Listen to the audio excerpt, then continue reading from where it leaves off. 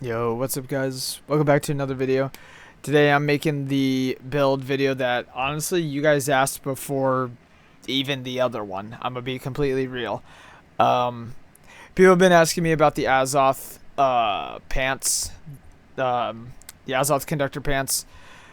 So I finally did put a build together with them. I wanted to make it as good as humanly possible.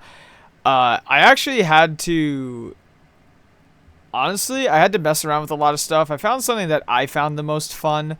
It's something that I damage tested just because I had the gear on my legacy character. I did some damage tests against one of my friends who was also on their legacy character, obviously, and they had the proper resistances and everything. So then when you take that into fresh, right, everything changes. But even with like people that were geared very well, I really liked this build. And yeah, it is a Firestaff Abyss build. So we will get to that part of it in a second here. So starting with the attributes, this one's very simple, just 200 con, the rest into int. There's not really any need to take the crit chance in dex. It's nice and all, but most of the time when you're running this build and you go melee range, people do tend to like try to run away and they turn their back to you. So it's, you know, your odds are you're going to hit him in the back, and honest to God, you don't really care about critting as much because critting gives you your mana back. Not that critting's bad, of course, but critting gives you the mana back. You don't necessarily need your mana back because of the Abyss, and you're really looking for those all-in type of kills, right? Getting in their melee range. As always, your consumables is going to be health, regen pot. Serums aren't bad, but again, we're going for potion uptime here, combined with fortifying toast. You have fire pots for this one, cleanse pots. Again, that's war. And then you have your classic food buffs here. And we'll talk about some of the resistances and stuff later when we go over to the gems. But yeah, but 200 con is really good.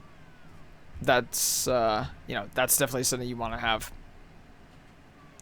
Now going over here to the actual Firestaff build, this is a burnout tree. You are 100% running burnout with this. You're not running meteor, you're not running flamethrower or incinerate. You are running a burnout. I don't take the mana back on pillar. I know there's some Firestaffs that will like either sacrifice either scorched earth or kindle, and they'll take the mana back on here. Honestly, I don't mind my mana being low because again we're running the Abyss, so I'm not too worried about my mana coming back. We have the regen pots that'll give me some mana back. So this is just the tree that I prefer. Just like a couple passives are changed here and there versus other trees you may see. Realistically, you run what you like, right? We'll keep it real like that. You run what you like. Over here on the Great Axe side, the tree is a little bit different. I don't know why Bloodlust is not selected here. Can I even select it? I guess we messed that one up a little bit. There we go. That's what was off. I was gonna say I know something's off. But yeah, apologies for that part of it. I thought I had it selected. I forgot I had that for different build. It was a different build, different time. I had to unselect everything because this was my old Firestaff Abyss build page. I just had to update it. So like the passives got moved around and stuff. But yeah, this is what I've been running.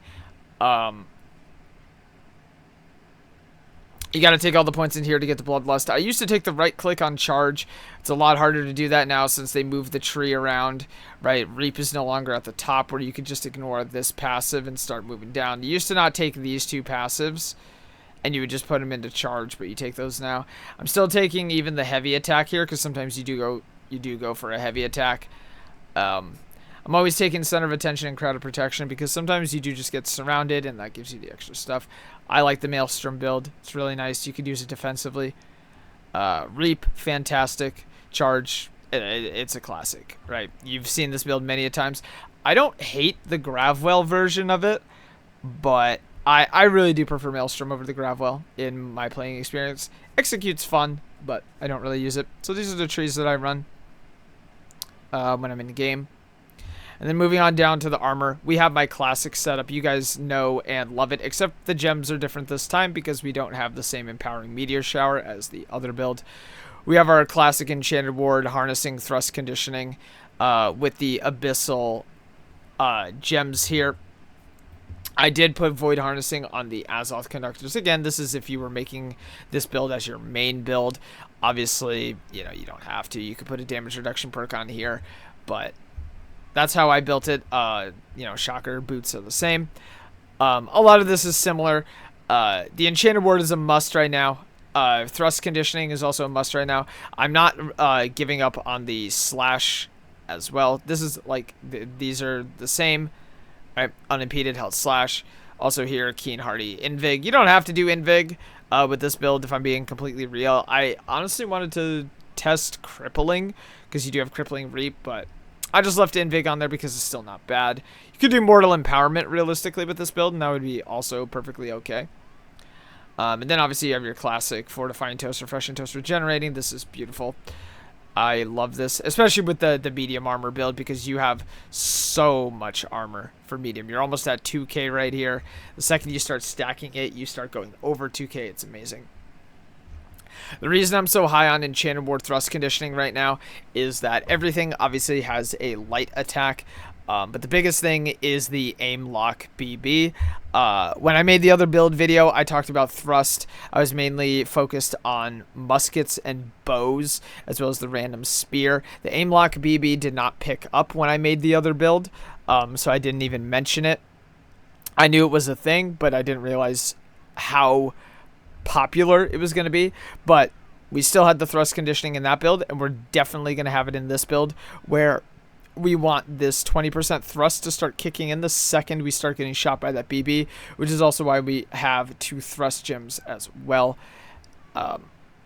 And that's typically how I like to do the armor. We do have the rune glass for the extra power, but that does take us to the resistances up here, where we do have 10% of every type of element right here. We have 25 fire because of our fire potion right here. You start getting hit by the Firestaff, you just pop your fire pot. Also, if you're in war, you cleanse pot, and that will be good enough.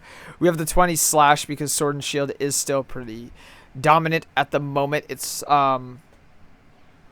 It's still there. It still has its place. So you still have to worry about it to an extent.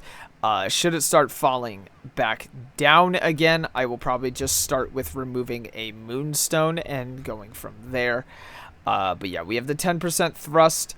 This is a good baseline. And again, that goes up to 30 with the 4 thrust conditioning. So overall, you have a very wide range of resistances here. And yeah. Moving on to the weapons, similar but slightly different. We have a split gem, disdained infliction, pen and power, attunement, Firestaff. I know the other one I showed was keen. That's a main hand weapon where we're actually constantly using it and caring about its crits. This right here is we're just trying to use it and then move to our great axe, which is why we have attunement when you're just trying to get maybe an ability or 2 off on a target really quickly and then swap weapons. Attunement will be better for this playstyle. And then obviously we have the abyss with crippling reap. Crippling reap is probably the best thing you could have on here. Some people have probably tried other things, but nah, it is crippling reap every single time with this build. And obviously we have our 700 stone form, which funny enough, I think we can even drag to 725, but that doesn't work. Mending stone form, just a overall, basically, if you're not the heavy disruptor, you have to run it. That is just where the game is at right now. That's where the meta is at. You have to run the mending stone form. But yeah, you split here. You split here with the void. The fire and the void is going to give you the elemental band procs. Again, this is not built around the elemental band being bugged, working off of different dots and attunements. I built this around it working correctly. Obviously, if you wish to build around it being bugged and you want to use a different dot gem or a different attunement, you can do that. But yeah, this is overall the build that I like. The medium pants have actually been proven to be very good because of this 15% more elemental damage. It basically, in certain builds, especially this one that does pure elemental damage, basically gives you the damage of a light armor because of the plus 15, but you get the medium resistances. The only thing that you don't get is your light roll, but it doesn't matter. The hop is just as good, and not just as good, but it's like it's an iframe nonetheless. And this build hits hard, and you're actually able to brawl with people, right? Because you're in medium armor, you are surprisingly tanky. The passives like fortify here and the fortify here, you know, things like that matter. The fortifying toast, these all matter a lot more when you're in medium and you have a lot more armor. Even versus featherweight, this is still like 500 more armor-ish, if not more. It may even be 600 more armor. It is insanely good, and that's not including anything given by teammates, any buffs. Now, I do want to clarify this here as well.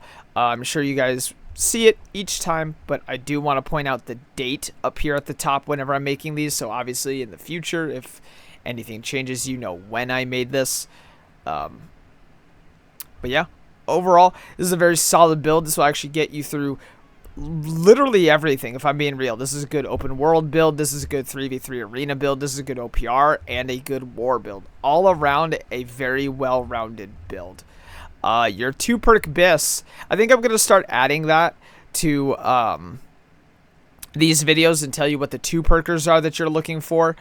I would 100% say that if you want the damage side of this, you're looking for Enchanted Ward Void Harnessing. But if you want the defense, you do Enchanted Ward Thrust Conditioning. But the Enchanted Ward is not negotiable. And as for the jewelry, just try to get your health / Ammy. Try to get your Elemental Band upgraded. And then Fortifying Toast, Refreshing Toast is my go-to there. Firestaff wise, if you have a Hoplite Firestaff, you just add Attunement to it, and then it would be Disdained Attunement Jagged. If you don't have that and you have Swoosh, you add Attunement to that, and then you have Vicious Pen Attunement. And those are your budget builds until you can get to this point. So I hope you guys enjoyed this one. I actually greatly enjoy playing this. I absolutely love playing this build. I've debated taking it into a couple wars. Obviously, I'd have to swap a group I'm in, but yeah. Overall, very solid build. I think you guys will really enjoy it. If also, as well, if you do not have Elemental Band, since Endless Thirst is currently out as I'm making this, you could run Endless Thirst if you wish. But Elemental Band will be always better. So yeah, guys, I hope you really enjoy this. I'm probably going to play this build a little bit more on stream. I stream every single day.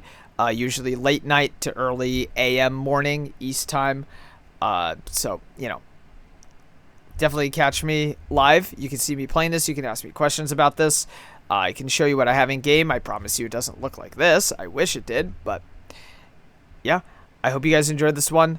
Honestly, let me know if there's another build you want me to make. I think I'm going to make a Blunderbuss build video coming soon. And show you how I would run that one. It's probably going to have to be the aim lock version of it. I may make a non-aim lock one, but the aim lock one is really what people are after. So I may make a BB video soon, but yeah, I wanted to get the Abyss one out. So I hope you guys enjoyed, and I will see you in the next one. Peace.